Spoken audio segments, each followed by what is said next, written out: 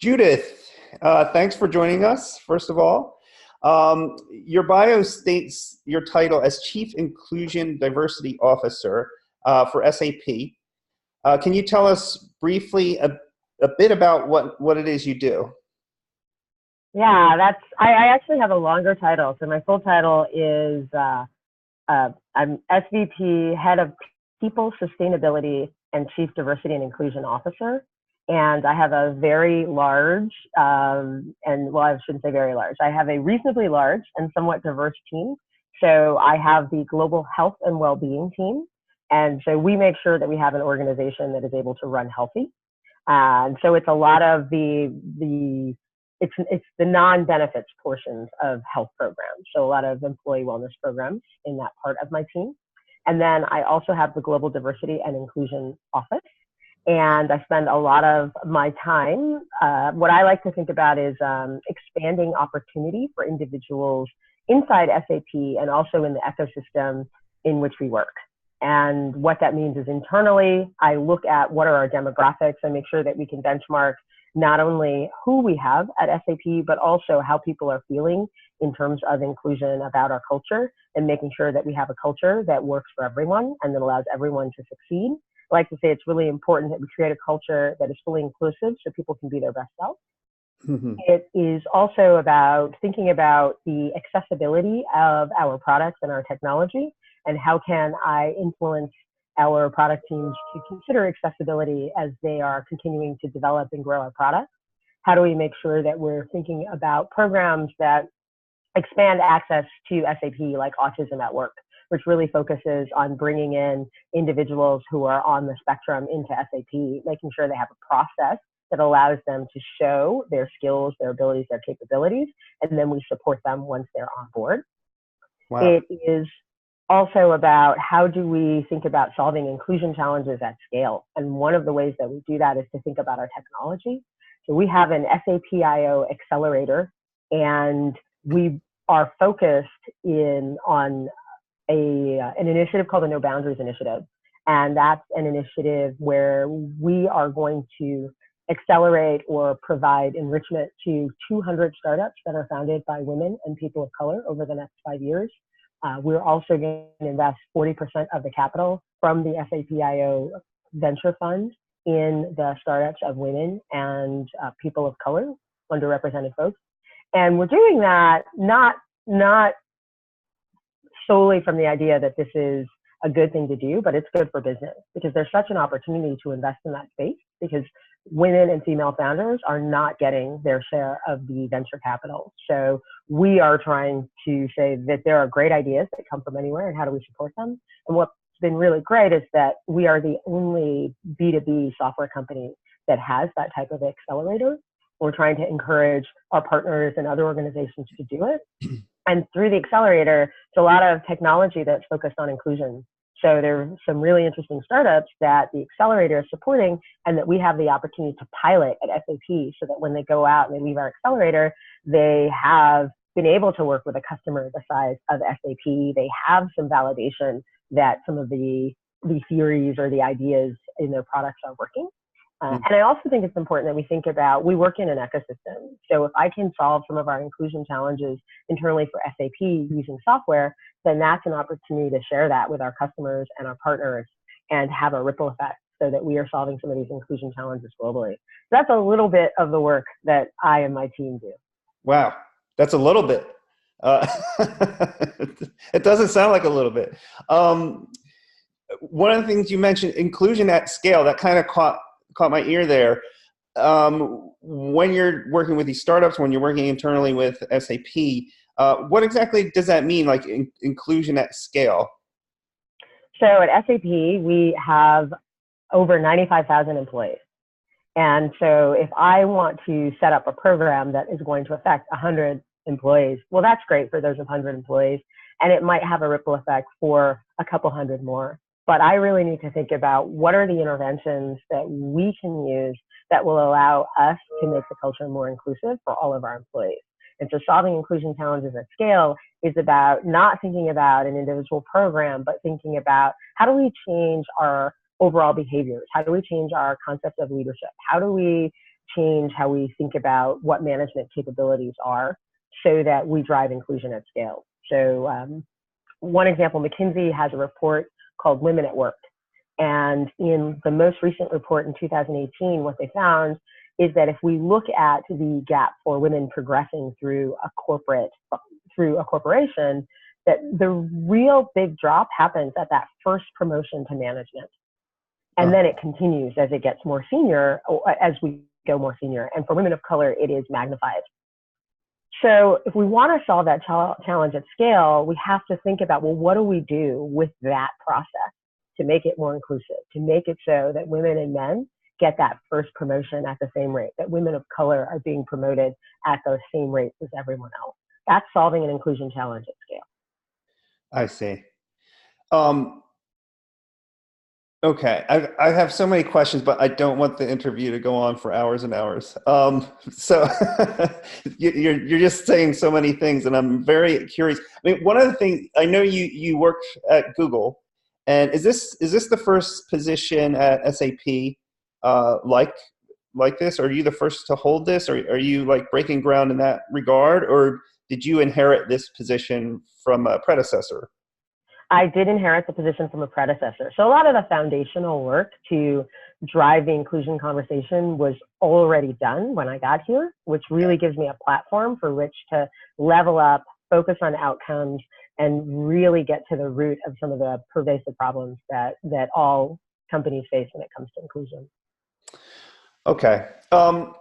So let's talk a little bit about Fuse and design and the creative field. So design, brand, and the business, a new unity. That is the tagline for our Fuse conference this year. We're real excited to have you come and speak. It was inspired by an old Bauhaus school tagline called Art, Technology, a New Unity. When we think about inclusion in the workplace and designing enterprise, this is something I've talked with Julie Annixter about. This idea nowadays, if you think 100 years ago when the Bauhaus was created, it was Industrial Revolution, and there was all these challenges back then. Here we are 100 years later, and we're kind of thinking about this idea of designing enterprise. Like what does business look like? We're actually redesigning, reconfiguring it. I believe that's why Julie invited you to join us. I'm wondering, can you help elaborate on this correlation? Would you agree with that basically your role is you're basically changing the face of enterprise, or is that correct to kind of think in that way? I like that. I'd like to, I mean, as an aspirational goal, right? I think I would like to drive inclusion to the DNA of certainly SAP's culture, and more broadly into the culture of all organizations. Because I think that being a diverse and inclusive organization is going to be a creative organization. It's going to solve really hard problems, and it's going to do a better job at the things that we all want to do. And I would think from a design perspective, I like to think about the principles of universal design. And universal design is about designing for people in what we at SAP call the differently abled community. And it's this idea that if we can think about our design principles to be inclusive of people of different abilities, to think about how people who might be blind or people who might be deaf or hard of hearing are going to use your product, you actually will design a better product from the beginning. And I think that we can apply that to our company culture, which is that if we think about inclusion, how do we make sure that as we're thinking about the facilities that we bring online, for example, that we have a plan for mothers' rooms from the beginning, so that no mother returning to work has to think about, well, where am I going to go to pump, right? If we can think about that in terms of our cultural practices, in terms of, what are the processes in terms of hiring, what are our processes in terms of people developing, if we think about that inclusive aspect, then we're going to build stronger companies from the foundation. And so I want to think about how do we design our internal processes to make sure that we drive toward inclusion. And it's also about how do we think about the behaviors that are going to support that, and what can we do to, we can think about, there's so many ways that we can influence behavior, right? The design, the layout of space changes the way we behave and the way we interact. And how do we think about that from an inclusion perspective? Those are the questions that really excite me and that I want to take on. You know, as we're talking, I'm listening to you, all these thoughts are coming to mind. I mean, one is my wife, for example. She just went back to work 2 years ago. So we have 3 kids, and she's a teacher, and we decided, you know, kind of took that traditional role of she stayed home with the kids as they were, you know, infants and into toddler, and sending them off to school. Now she's back in the workplace, and, you know, I'm hearing all about this frustration of, it's like there's a 10-year gap. Like, she left, she came back.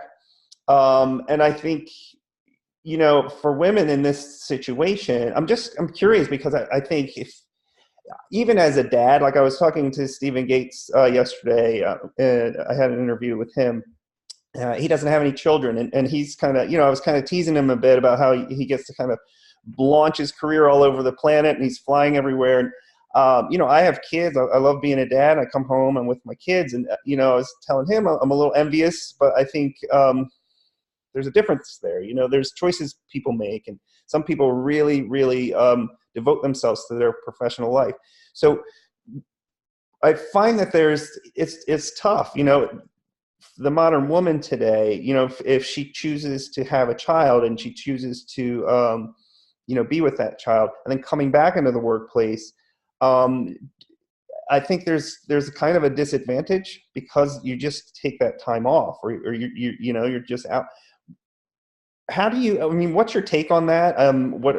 How does a big group like SAP, how does that integrate into inclusion philosophy? I'm just curious about it. Mm-hmm. Yeah, the return to work challenge is one that we take very seriously, and there's a lot of energy to say this is an important part of the workforce that we need to tap into. These are, you know, women or others who take time off to care for children or other family members. You know, we need to think about how we bring them back into an organization. And one of the focus areas for my team is what I call the career journeys focus area. And what their task is to understand what is the career pathway for individuals in our organization, regardless of how they come in. And we're looking at this idea of return to work. But a lot of programs, they say, okay, well, we want to bring women like your wife back into the workforce, but they haven't thought about, well, what type of peer group will this person have coming into the organization? What type of mentorship will they need? What does sponsorship look like for this person? What type of aspiration? What type of trajectory? How have we thought about that career path in a way that might be different for other career paths? And what are the interventions to make sure that that person feels included every step of the way? So my team is actually tasked with understanding exactly how to support individuals like that, so that we don't design a program that just brings people into the organization and doesn't recognize the challenges, whether it's a skill gap, a network gap, Right. You know, that dislocated feeling that, hey, I'm behind my peers or behind where I should be, right? There are a lot of open questions, and we are really focused on saying, you know, how do we design a career path that recognizes that there are going to be people who on-ramp and off-ramp? And how do we, as rather than an organization saying, this is how our careers look and you just have to fit in however it is, it's important for organizations to say, how do people actually live their lives? And can we design our career pathways in such a way that takes advantage of that and supports people to be successful no matter how they come into the organization or at what point in their career they come in? I mean, it sounds amazing. You know, it really sounds wonderful. I also think there's probably a lot of groups out there that, I mean, and kudos to SAP for having these kinds of programs in place. I mean, what do you say to businesses who, you know, are really just bottom line oriented, and really don't consider these things? I mean, I would say it's probably the majority of corporations out there. What are your thoughts? I mean, I think you would. I think SAP is a bottom line oriented organization, but we have a CEO who actually, you know, I've heard him say a couple of times now that diversity is a reality, inclusion is a choice, and so that allows us to think about how we get to the bottom line. And for SAP, purpose is really important. You know, Yeah. we make the world run better and we improve people's lives. That's our mission. That's our purpose. And that's really something that we have to think about, not only in terms of externally and the value proposition that we are articulating to our customers, but also that we have a diverse workforce, that we have a healthy workforce, that we have an inclusive workforce. It's a bottom line issue because it actually helps us be more customer centric. It helps us be more successful at building the software and tools that our customers are going to need to be successful. So I get your answer there. You don't even think of it as it is bottom line. So then I guess what do you have to say to those corporations out there who think, you know, this sounds like a lot of investment and not a lot of return? You know, if I'm bringing on let's say an inclusion team and we're starting to map out how we're going to involve, you know, these different kinds of people. I mean, what do you say to a business out there that hasn't integrated this kind of a philosophy into their DNA? Well, what I'll say is you don't know the opportunities that you're missing out on. And you know, what we can look at it and say that good ideas come from absolutely everywhere. And when you have a blind spot, you don't realize that there's a space that you can take over. And once I have one of my favorite pairs of shoes is a pair of flesh-toned Christian Louboutin shoes. And flesh-toned used to mean, and still means for a lot of shoemakers, it means a kind of shade of beige. Yeah. And Christian Louboutin had made a nude shoe for many years. And he finally had a woman on his team who said, beige is not the color of my legs. So he started making nude shoes in first 5 shades and then 7 shades. And he found out that they sold out every single time because there was this huge pent up demand for women of color like me who wanted flesh toned shoes that actually were the color of our legs. Yeah. That was an opportunity that he wasn't able to see until he got someone on the team who was different. And so when you can bring in people who have different experiences, who are at different life stages, they're going to have a different perspective on how you can address your customer, who your customer is, who your market is. I can better serve that market. You just don't know what you're missing until you have it, right? There are these unknown spaces that our blind spots live in. So I would say that opportunity is there. I would also say that we all have internal data that will show us that retention is actually something that saves us money. So we know when people feel included, they're more engaged, they're more likely to stay, they're more likely to put in more effort. So even if you just start very small with the things that any company cares about, you can see a return on investment with an investment by thinking about inclusion, by making that part of what you do. Can you give an example of, like, if somebody's listening, like how to start small? Like what would be a good example? So I think starting small means first understanding. I always start with the data. And I think that's because of my time at Google. Google's a data company. We like to make sure we have the data. And I would say the first thing to think about is understand who's in your workforce. Understand the generations, understand your demographics, understand your geographic locations, right? So understand that so you have a kind of baseline. And then a lot of companies do employee engagement surveys. So it's important so I would say starting small is, one, find out how your employees are feeling about inclusion. And they'll tell you an employee engagement survey, and that helps you target. You can also, as I said, look at your data. So if you notice that men and women are progressing at different rates through the organization, or that your promotion rates for different demographic groups are different, you know that you have a development gap.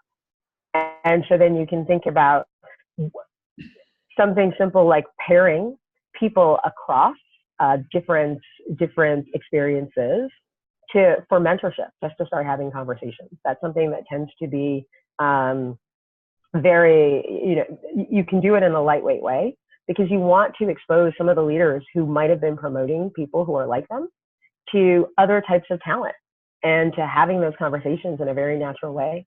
When you have those conversations and you have that line of sight into your different talent, you're suddenly going to be suggesting different talent for different types of jobs, right? So that's an intervention without a real kind of a huge programmatic lift. The data, I do have to recognize, sometimes data is more difficult than we realize. But most companies, when you get to a certain size, you have to collect the data, and so you can get the most out of the data. Yeah. Something simple like when you're hiring, say, we won't hire for these roles unless a woman has had the opportunity to interview or there has been some diversity in the finalist pipeline. And so then you actually have to have a conversation about the existing talent. Again, that's a starting place. It's not saying that you have to hire a woman or a person of color. You have to talk to someone so that you actually see what the talent looks like. Yeah, I mean, I think I was going to get to this, because I imagine sometimes it gets a little tricky, right? Because, you know, and it's despite everyone's best intentions, what happens, like if you're talking real data, I've heard all different kinds of stuff on this just from listening to podcasts and reading blogs and stuff. So I'm not an expert at all.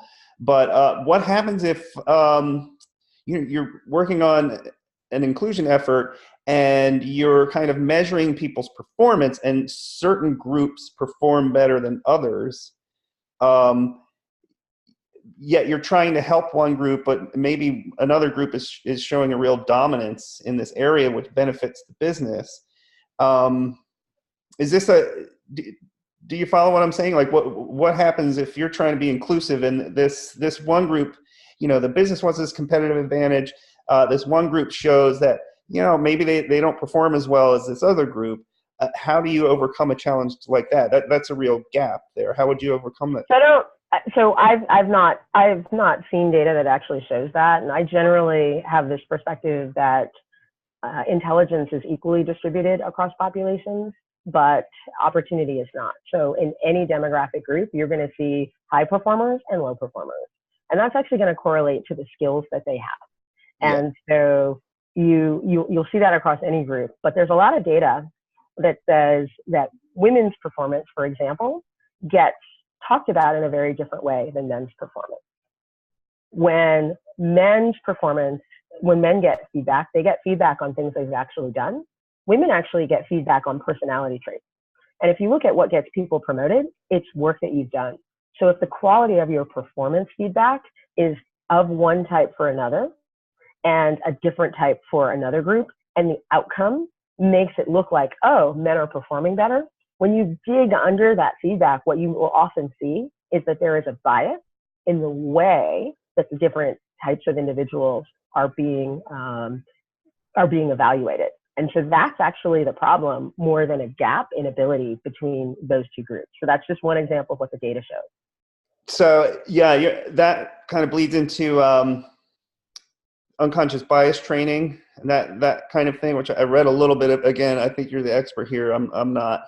But I read a little bit about that. I mean, how do you know if your firm is in need of unconscious bias training? So I spend a lot of time doing unconscious bias training, and sometimes I'm asked to do it again. And my feeling about unconscious bias training is that if that is the only thing that you're going to do, it is not effective. And so you have to have an approach to say, if we raise awareness of unconscious bias, what are we doing to really look at our processes and our practices to change them, right? To look at our available data to understand, hey, women and men are being promoted at different rates. What's the root cause of that? Understanding where there might be bias at play, and change them. And unconscious bias training is a high resource, low ROI type of effort.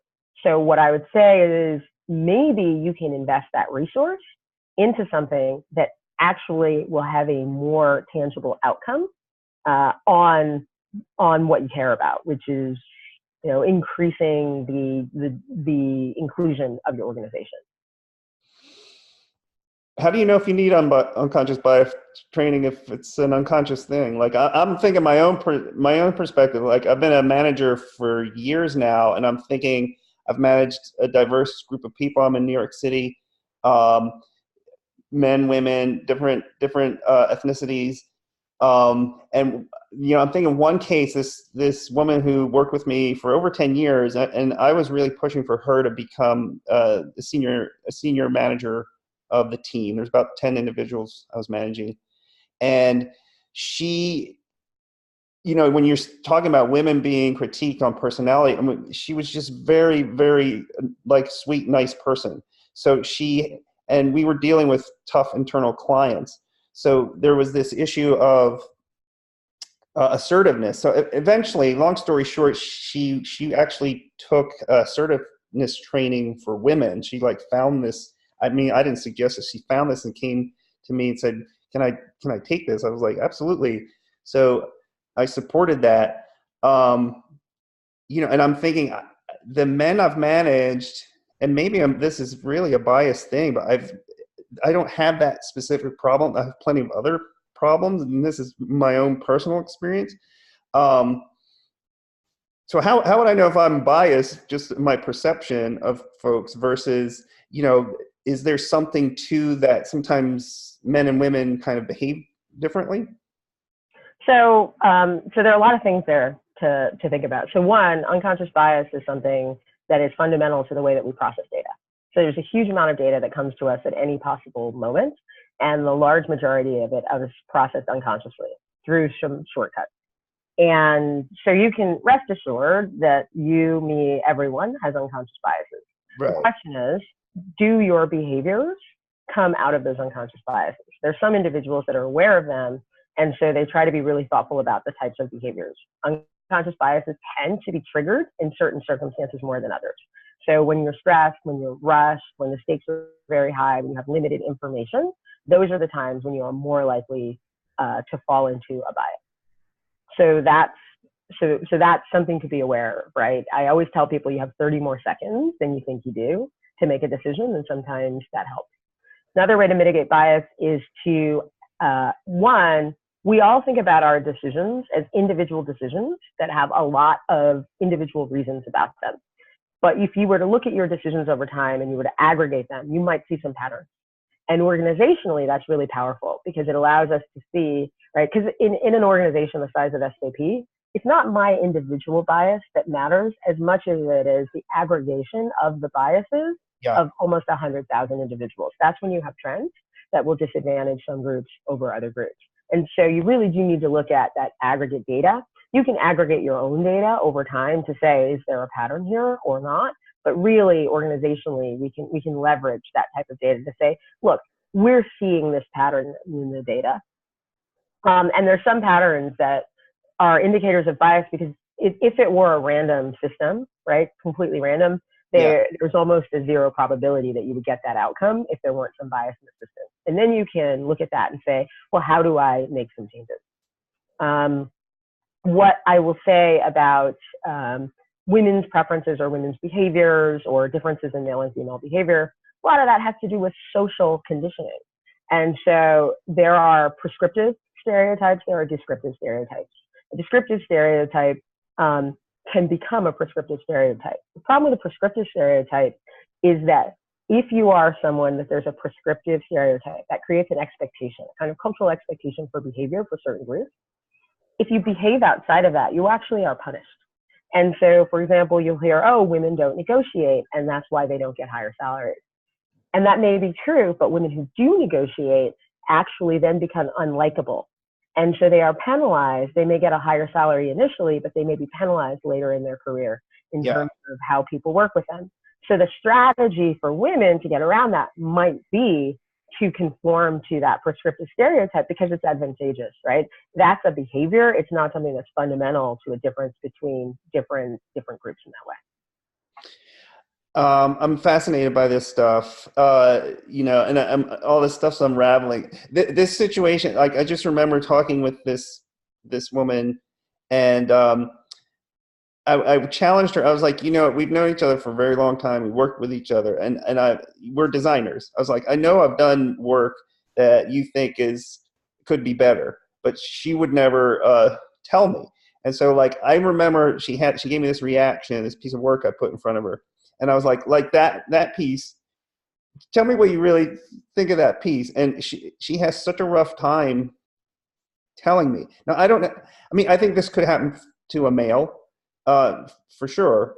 But we spent like 20 minutes there. I was like, like, give me the criticism, and I know men have issues like this as well, but I think I'm going back to this example because I'm trying to sift between, at what point, was there a gap there? Is there a bias there? And maybe it's a cultural bias. I mean, clearly people have, like you said, they take on the stereotypes or the perceptions themselves because they don't want to be punished for leaving that kind of a scenario. But I guess I'm coming back to, when it's like an individual across from another individual and you're trying to overcome this stuff. A lot of this is like psychological, and it gets a little bit deep here.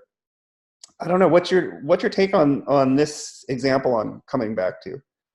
Well, I think I think about the availability heuristic when we substitute the easily available subset of data for the real set of data.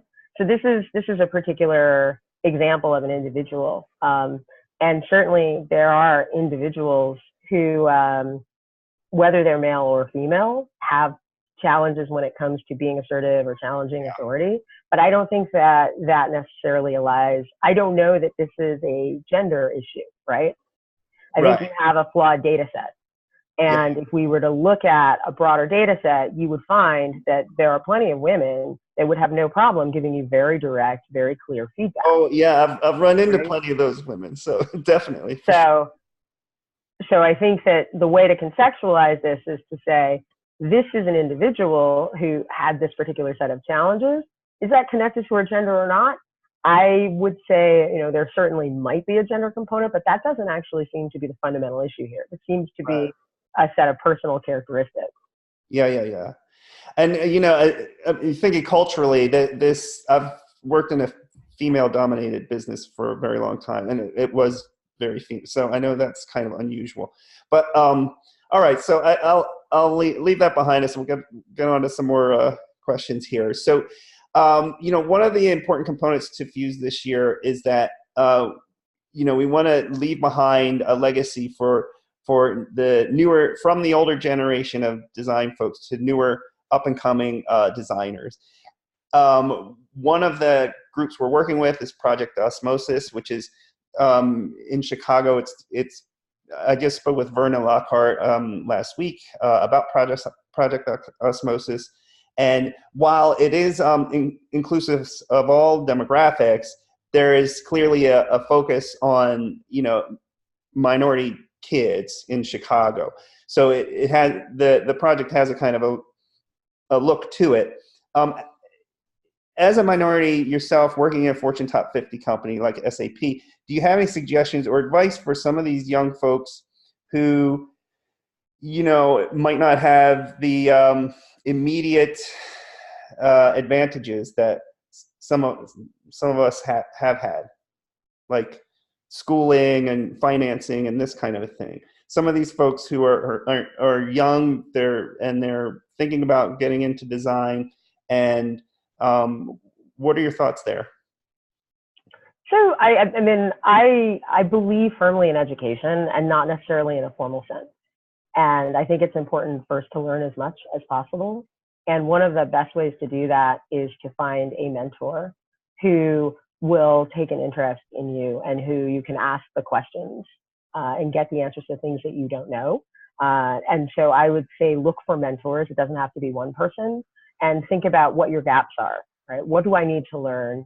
What do I need to experience? And how do I get mentors who've had those experiences so that I can take advantage of what they've learned? Mentors can evolve into sponsors.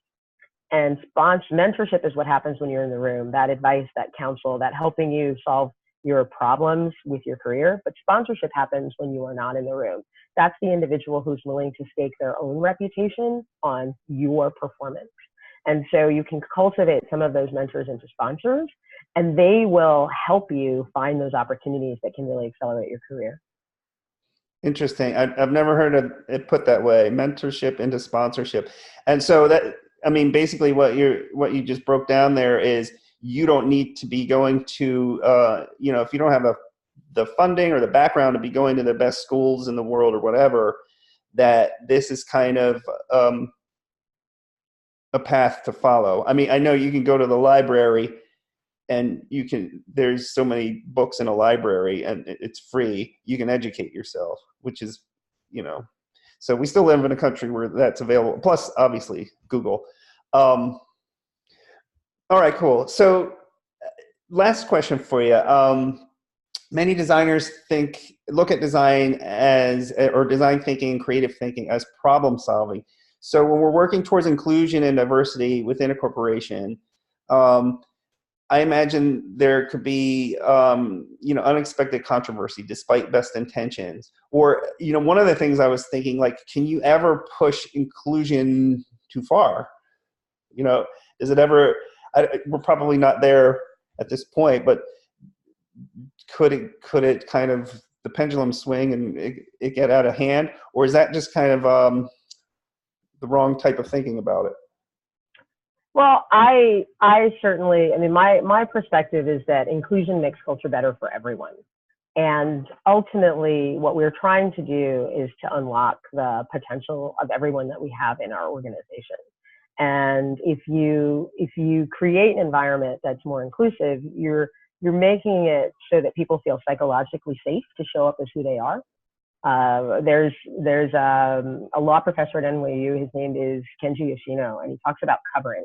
And there was a study that was done where they looked at covering. They did a survey to look at covering in the organization. And covering means that in order to get along with the people that you work with, you will cover some part of who you are. You might cover some of the, your affiliations. You might cover part of your culture, but you cover some part of who you are. And it's not a surprise that women may cover, people of color may cover, people who are LGBTQ plus may cover, but it found that over 60% of white, straight, cisgendered men were also covering part of who they are at work. And that means that they're not feeling fully included. They're not feeling like they can be themselves. And what I'm driving for is a culture where people feel like they are included and they can be their best selves at work.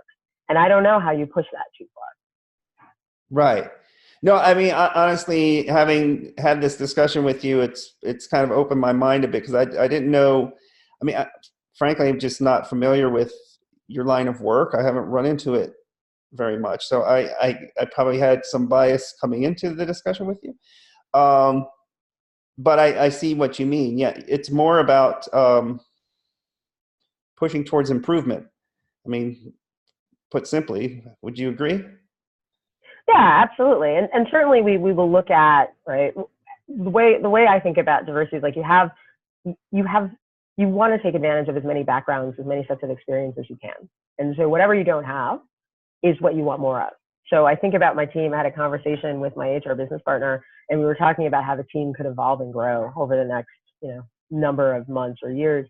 And I have a team that is all women and one dude on my diversity and inclusion team. And so she laughed, and she's like, we really need to think about how do we make that outreach to young men, because we also have we need more early talent. So if I look at my team, the way that I'm thinking about inclusion is I need more of what I don't have. And I think that that's fundamentally the important thing to think about inclusion, because I want that, because I want those perspectives on my team. I want people who will say, hey, I think about it differently. Let's attack this problem from this side. Have you thought about how this group of people are going to consume this intervention? And I think that makes us all better.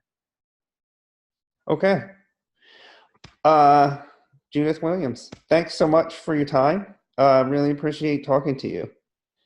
That's great. I'm glad we were finally able to come together. So this is great. Thank you very much. It took a couple tries, but we made it. So, yeah, for sure. Thanks so much.